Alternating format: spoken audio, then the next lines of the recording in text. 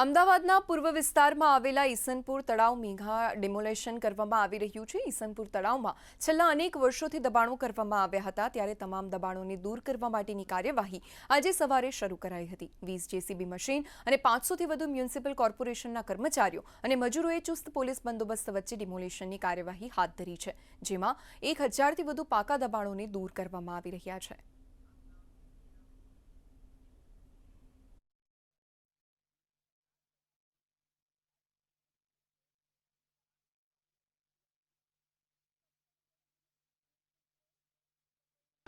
લોકો જે રહેતા હતા એને અમે એટલા માટે ઇમિડિયેટલી રિમૂવ નહોતા કર્યા કેમ કે એમને ઇવેક્યુએશન કરવાનો પૂરતો સમય આપવો ખૂબ જ જરૂરી હતો।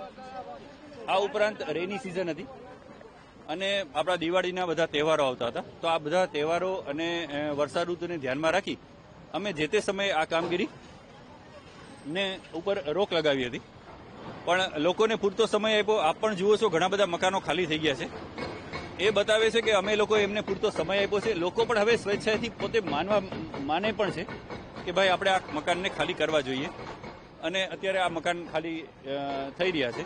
આ ડિમોલિશનની કામગીરીમાં પોલીસ દ્વારા લગભગ 550થી વધુ જવાનો અને અધિકારીઓનો બંદોબસ્ત આપવામાં આવ્યો છે। આ બંદોબસ્તમાં અમે એક ડીસીપી, 3 એસીપી સહિતના 550થી વધુ અધિકારી અને જવાનો છે। જે સમગ્ર બંદોબસ્ત છે એમાં અમે અમુક ફિક્સ પોઈન્ટ રાખ્યા છે, કેટલાક પેટ્રોલિંગ પોઈન્ટ્સ છે અને સમગ્ર વિસ્તાર કોર્ડન કરવામાં આવ્યો છે। આ ઉપરાંત અમારા ડ્રોન કેમેરા દ્વારા એરિયલ સર્વેલન્સ પણ રાખવામાં આવી રહ્યો છે, જેથી જે અંદરનો વિસ્તાર છે ત્યાંથી કોઈ મૂવમેન્ટ છે કે નહીં એને ચેક કરી શકાય।